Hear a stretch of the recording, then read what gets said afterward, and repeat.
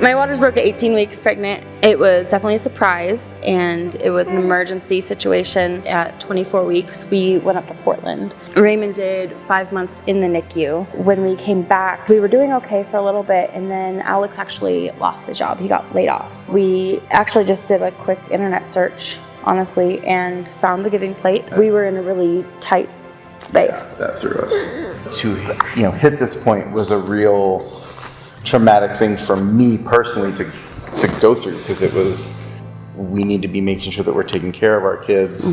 I don't know how to do this, and so there's a lot of that pride that you have to kind of swallow and get over to be able to just ask for help and go through with these things. We came home the first time from the Giving Plate, and having food finally in the cupboards and in the fridge for the first time in weeks was like, knowing that we were going to be able to feed our kids for, more than just that day. It wasn't okay, now we got to figure out what we're going to eat tomorrow. It was like, no, we've got weeks here. Or eating the same thing every day. It was like, we kind of can get some different nutrition in them.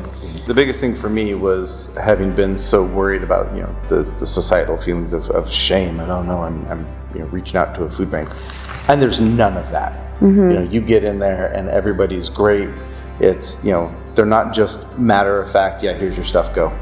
They're warm, they want to chat talk with to you.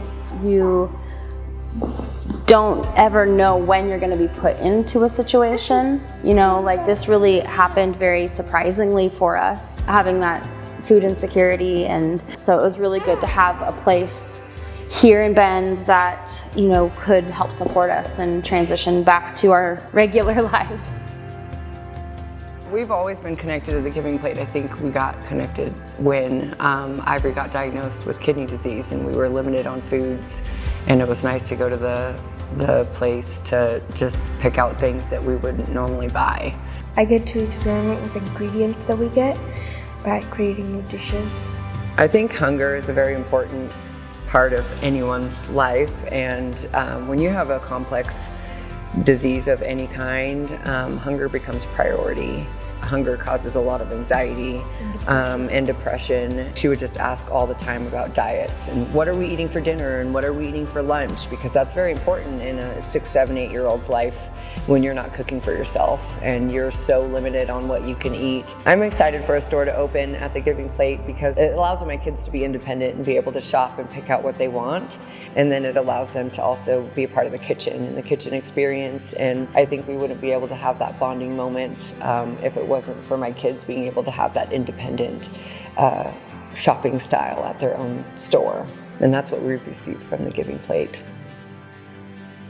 Christmas of 2020, we got connected to the Giving Plate. We were living in the woods in a camper, destitute, addicted to drugs for quite some time.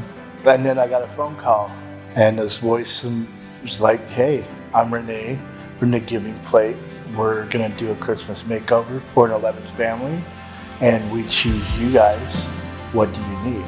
They come down there, met us, seen how we were living, took us to a motel. Christmas, we got to this motel, and when we walked in, there's Christmas presents everywhere. Christmas tree, decorations, the excitement in my boys' faces. I couldn't believe it at first. And at that moment, I was grateful, that somebody heard us. To be seen like that, to be seen as human, was a great feeling. To not be judged. Once you make your name for, when you're in an addict, it's hard because that's all they see you as. I get it, people don't want to take chances. But when you get people like us, and there are a lot of people like us out there, we just want people to look at us differently. Almost 3 years now. We got an apartment, everything, food, shelter, water, furniture. It's because of you guys taking chances on us in a predicament like we were in. There's nothing I could say or do other than keep doing what I'm doing right now. Just say thank you enough, and show you guys how much it means to me.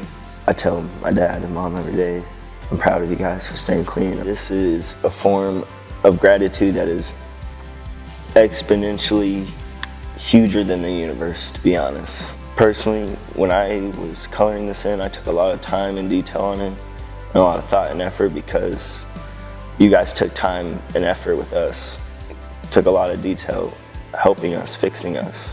Thank you for taking a chance on me and my family. From the bottom of my heart, more gratitude than any human being can possibly explain.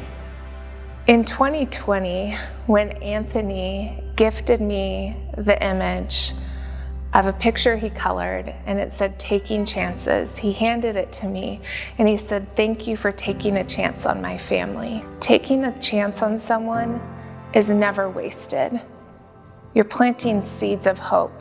You're showing them that they are seen and not alone. At the Giving Plate, we take chances every day on our guests. We believe in them.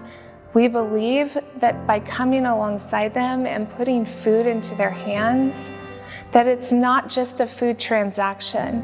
And we encourage you to also take a chance on our neighbors in need. It's in the power of community that we rise out of hardship.